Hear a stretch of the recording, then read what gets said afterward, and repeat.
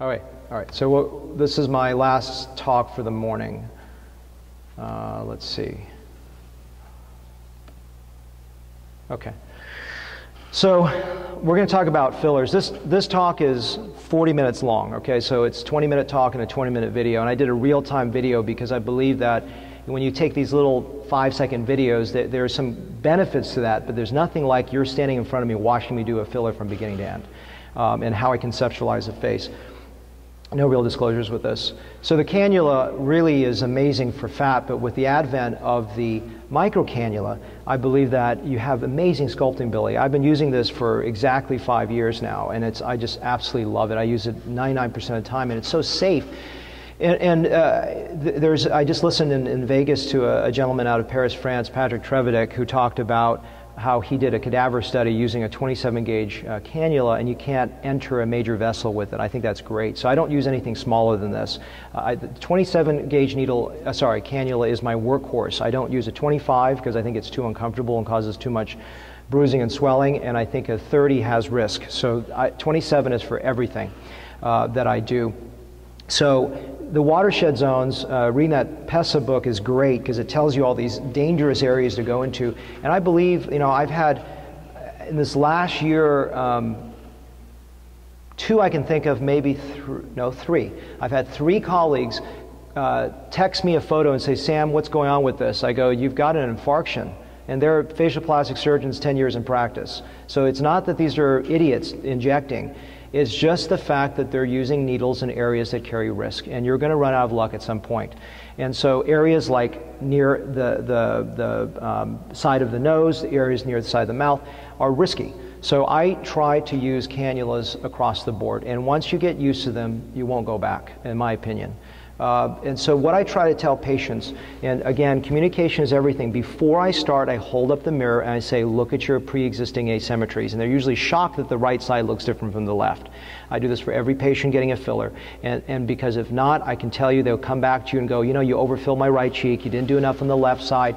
And I remember one lady saying, Dr. Lamb, you did a great fat graft result for me. The only problem is you created this hole here, this dot. And so as she was speaking, my staff knows, pull up the first, she pulls up the slide. I said, come back, let's take a look. I said, do you mean this one here? She says, yeah, that one. I said, that's taken in 2007 before I did anything for you. Oh, I never knew I had that. Every day goes by that someone says, you caused this. And so as my staff already knows, first thing, pull up the images because it's always there. So always take photography. Going back to this first slide, let's look carefully at this because what we're going to talk about is not just how to stick fillers in the face. We're going to talk about a concept of framing. And what I mean by framing, just like when I do a hair transplant that frames the face, that if you look at that photo, forget the wrinkles for a second. Look at around the eye. Look at the frame around the eye. Look at the frame around the mouth, or the loss of the frame. And then look at around the edge or periphery of the face.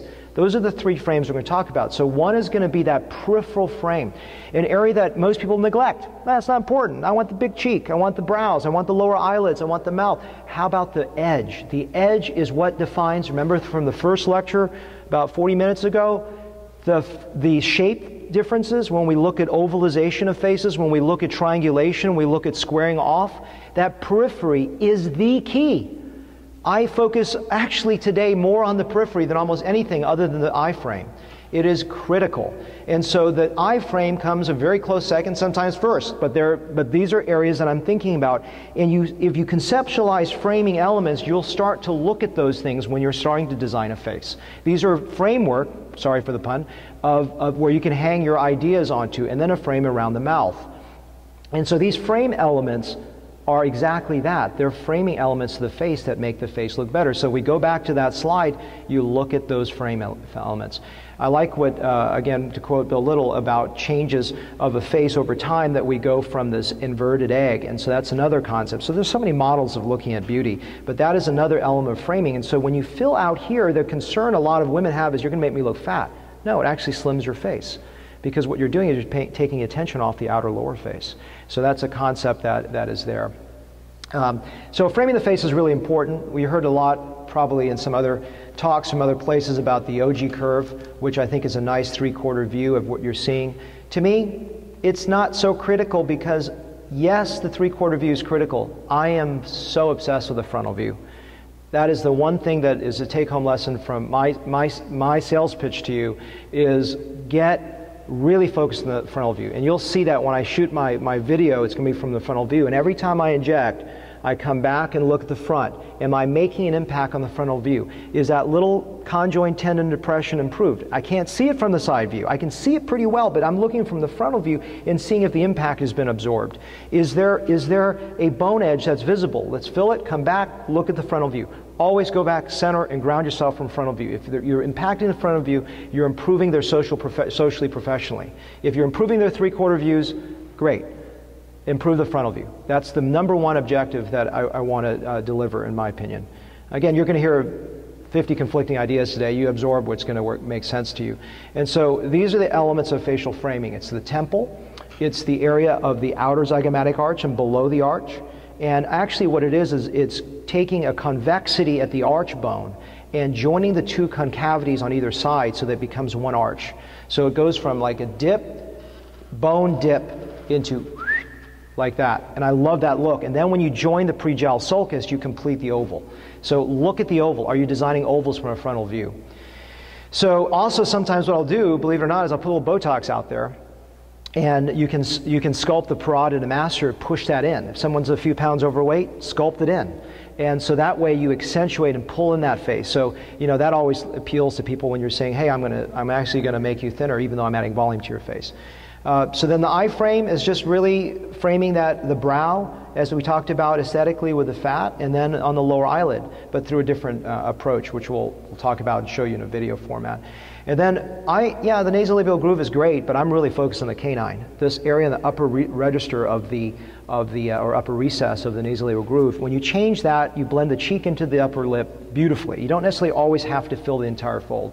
And with very firm products like Voluma, it's sometimes not good to fill the whole fold in that respect. And then the anterior chin and the pre-jowl sulcus in the way that I presented it earlier, where you got to look at the jowl hang to manage that as well. So the temple, I do a lot of molding. So the brow and the temple, you'll see me go and move my hand like that. And we're talking about fillers, not fat. So with fillers, I'm really trying to get that thing soft. Now, usually I can get it pretty good in one shot, but my brows I mold a lot.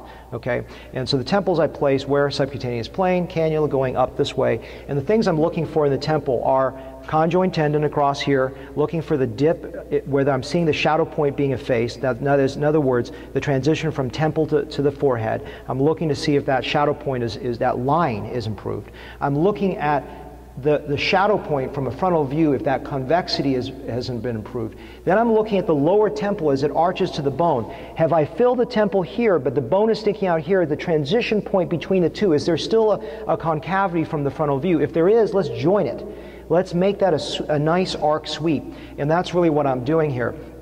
From the cheek, yes, some anterior cheek, but what I'm really talking about is right below the arch of the bone. And then when you're going across it, where you can avoid the problem of the overfilled anterior cheek, is look at right where when you're looking at 3/4 view, where the malar eminence cheekbone comes and dips down.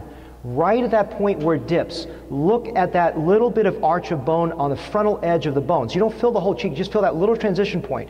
And put a drop, put a 10th of a syringe, and just see what happens to the face.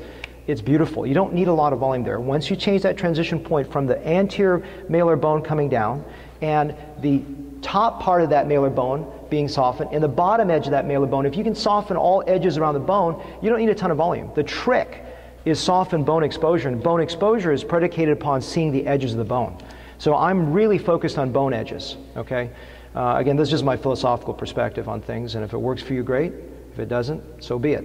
And then the anterior chin, look, I use my left brain to place it in. I use my right brain to gauge what I need, my left brain to fill it, then I go back to my right brain to say, is the person prettier? A lot of times we fill for a deficit. Who cares about the deficit? Is the person looking more attractive? You don't need a whole syringe in an area. And we're going to talk about how my philosophy about this is. So look at it. Do they look prettier? Put it in, put enough in, and go back and look at it. How much do you put in? Enough that you don't waste the product. Because I'm not here to get no shadow. I'm here to create a diminishment diminution of shadow to the point where they look aesthetically better with my right brain, okay? And then eye framing, what we're doing is for the brow, molding the bejesus out of it. And be conservative with the brow. You can overfill a brow.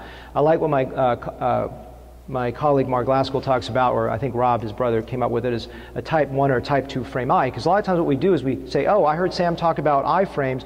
I'm just going to fill that brow and make it a big Neanderthal brow. No. They could have, at 20, had a very skeletonized upper brow, but they still would benefit from some fillers. You don't want to convert that brow and sandwich it all the way down because they may never have had that.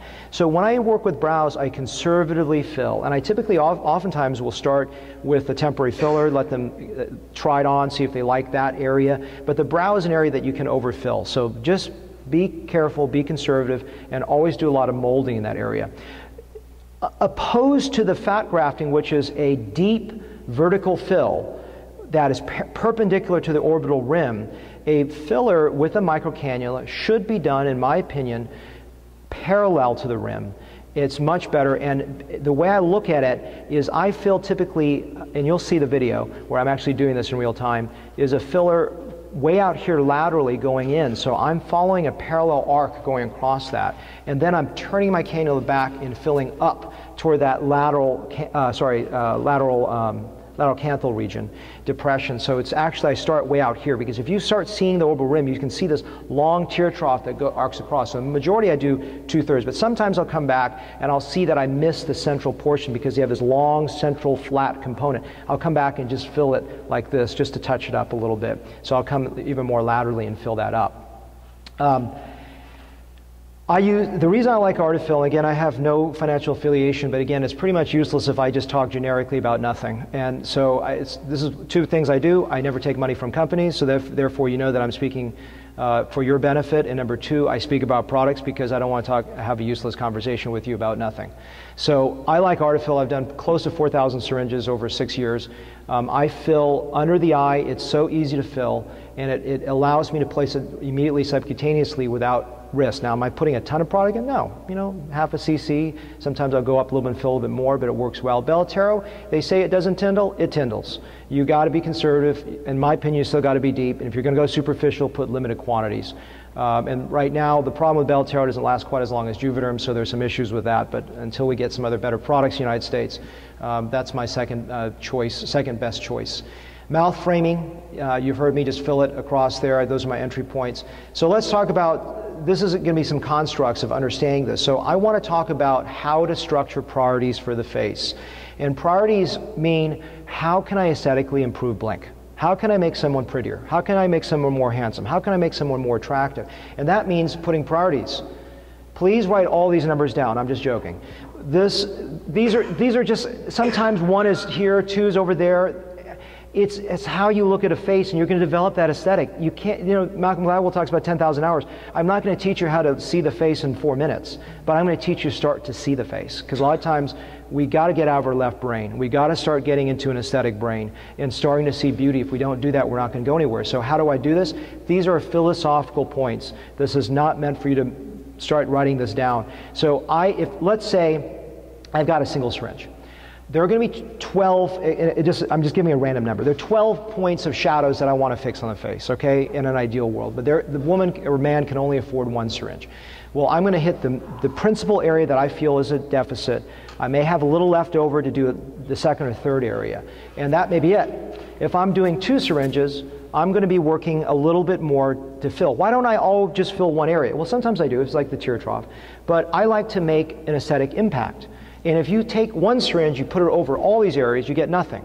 If you put one syringe, you stick it in one area, you get, in my opinion, not enough impact for them to look better. You want to hit a few areas. If I have 3, I'm going to do a little bit more. I'm going to do more priority zones. And I have 4, I'm going to do a little bit more. If I have 5, I'm going to do a little bit more. And, you know, et cetera. 6, still a little bit more. Another model, and I say this every day, almost every hour, is the word asymptote, okay, which obviously I explain. An asymptote, I always say, if you remember from high school, math is approach toward perfection. Otherwise, someone says, hey, I've done the tear trough twice, doc. I got a line still. You must not be good. Well, I sucked at communication. I didn't suck at the placement. I sucked at the communication. I say, I'm never going to get you perfect in anything I do. I will only improve. It's an asymptote. And there's going to be a point where I could overfill you. I'm going to tell you when we're not going to cross that line, and we're going to work toward getting you better, okay? It's going to be 2 steps forward and a step back. What does that mean? It means we're going to get some improvement. I may have a little swelling, may have a little absorption. Let's reassess. So whatever they spend on fillers, let's say they give me 6 months before they're getting married to look better, and they want to blow everything today. Not smart. I need to build you. I need to do 2/3 of it today or half of it today, reevaluate, let some things absorb, see where the shadow points are. And I like building fillers in a progressive fashion rather than in a one slam bam thank you ma'am fashion, because I don't think I'm going to get you there perfectly with one shot. If I do, fantastic. We'll have extra fillers. I can do other areas. No big deal. I can always put areas to always improve things without overfilling someone. Again, no financial affiliation with these companies. I love this massager. You'll see me use it. It really helps mitigate discomfort. And I shake like crazy, so my hands are vibrating like crazy. This is vibrating like crazy because, as you know from acupressure, acupuncture, if you block one nerve or you stimulate vibration, you're not going to feel discomfort. I love this product. How much money do I get from this company? They asked me, what kind of sponsorship can you get? I said, I don't want your money. I want to help students get something. What is this? This is water. It's water. And it kills what in 99.99999% in 30 seconds? It kills a few things. It kills Staph aureus, MRSA, VREF, Klebsiella, Serratia, Pseudomonas, Aspergillus, Candida, Ebola, HIV, H1N1.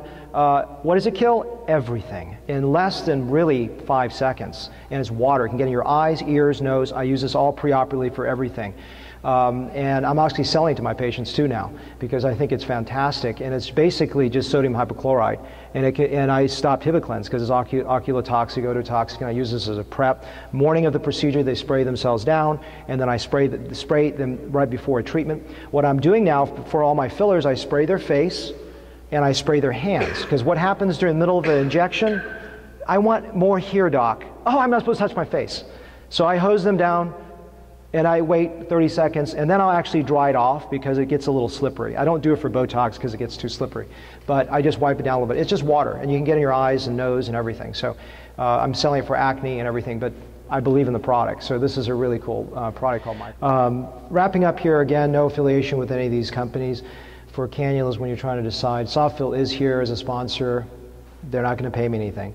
But I've found that Softfill had everything good except their lure locks were horrible, and now they're very good actually. Cyril listened to me, and they're very good. So that's where my main one. As a backup, when I have tough scars to get through, the Softfill is a little too soft. So the Steriglide they have excellent lure locks, the best lure locks. And you see me when I inject, I hold the lure lock. I'm always afraid it's going to give. So you don't want to lose $500 of product and whatnot. But the TSK Steriglides are excellent. The only problem I found was they had a lot of bruising with it. Now the old TSK ones, the ones that probably came packaged with Radiesse and other things, their metals were really flimsy and not good. Now, since I spoke with them at the last meeting, they gave a softer version after I asked them to make a softer version so that it would cause less bruising. Of course, brilliantly, I lost them bringing them home. So I have not tried these new ones. But the new ones supposedly are very soft, but softer, less bruising potential. But I do use a Steriglide when I have to pass through scar. And that's basically what I use. And again, I don't have affiliation with any of these companies. And so you've heard me talk about what products I use for the current next year, maybe something different. These are just some examples. This is Debbie, who works with me in my office. Some volume done with principally all HAs. This is all HAs. This is mainly Artefill, and this is mainly Artefill, a little bit of HAs as well. So ending with, really just love this slide because it's beautiful when you can see beauty, and it's really what it makes me passionate every day is to go to work and create beauty. It should make you happy, and I'm happy at the end of the day. Very last slide, and I'm off the stage here, is I want to give a plug from the course I'm running. 6 years in a row. On hair, it's 4 days is in 2 weeks or a week and a half or whatever. If you guys can make it, I know it's short time, but I promise you I'll make it worth your time. It's a ton of lab and it's a lot of fun. Thank you very much.